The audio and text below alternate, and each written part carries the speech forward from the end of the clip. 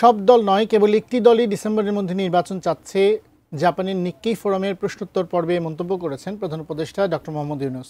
ফোরামের মূল বক্তব্যে জানিয়েছেন, একটি অবাধ, সুষ্ঠু ও গ্রহণযোগ্য নির্বাচনের মাধ্যমে গণতন্ত্রে শান্তিপূর্ণ রূপান্তরের জন্য কঠোর পরিশ্রম করছে তার সরকার। 4 দিনের সরকারি সফরের দ্বিতীয় দিনে এসব কথা বলেন প্রধান উপদেষ্টা। জাপান থেকে জানাচ্ছেন সহকর্মী আবুল কালাম আসাদ।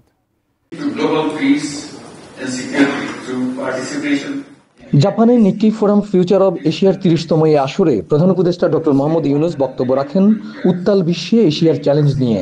বলেন, যুদ্ধ ও সংঘাতের কারণে বিশ্ব এখন চরম অনিশ্চয়তায় এবং বৈশ্বিক আস্থা হুমকির মুখে। প্রধান উপদেষ্টা বলেন, অভ্যন্তরীণ নানা চ্যালেঞ্জ থাকার পরও বৈশ্বিক শান্তি রক্ষায় অসামান্য অবদান রাখছে বাংলাদেশ।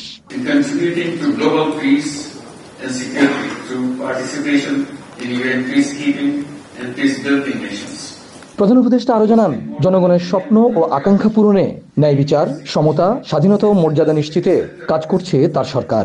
গ্রহণযোগ্য নির্বাচনের মাধ্যমে শান্তিপূর্ণ রূপান্তরের চেষ্টা করছেন বলেও জানান তিনি।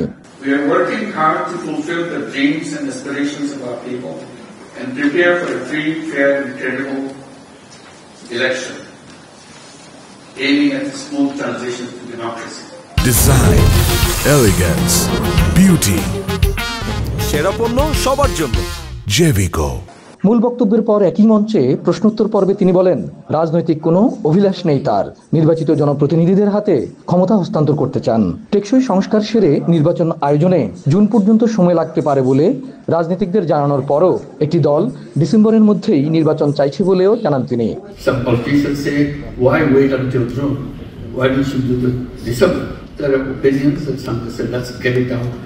Get the election done and hand over to the politicians.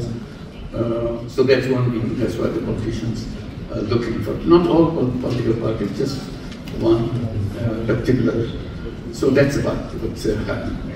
এরপর টোকিওতে বাংলাদেশ দূতাবাস আয়োজিত মানব সম্পদ বিষয়ক সেমিনারে কর্মসংস্থান সম্পর্কিত 2টি সমঝোতা স্মারক সই হয়। আগামী 5 বছরে বাংলাদেশ থেকে অন্তত 1 লাখ শ্রমিক নেবে বলে জানায় জাপানি কর্তৃপক্ষ ও ব্যবসায়ীরা। প্রধান উপদেষ্টা জানান, জাপানে বাংলাদেশিদের কর্মসংস্থান সৃষ্টিতে প্রয়োজনীয় সব করবে অন্তর্বর্তী সরকার। জাপান সফরের দ্বিতীয় দিনে বাংলাদেশের বর্তমান পরিস্থিতি এবং নির্বাচন প্রশ্নে একই অবস্থান ধরে রাখলেন অন্তর্বর্তী সরকারের প্রধান উপদেষ্টা ডক্টর মোহাম্মদ ইউনূস। সেই সঙ্গে জাপানের সঙ্গে বাংলাদেশের সম্পর্ক গভীর করার চেষ্টা। শুক্রবার দেশটির প্রধানমন্ত্রীর সঙ্গে দ্বিপাক্ষিক বৈঠকে এ বিষয়ে আরও অগ্রগতি হতে পারে বলে প্রত্যাশা বাংলাদেশ প্রতিনিধিদের। Abul Kalam Azad, ATN News, Tokyo, Japan.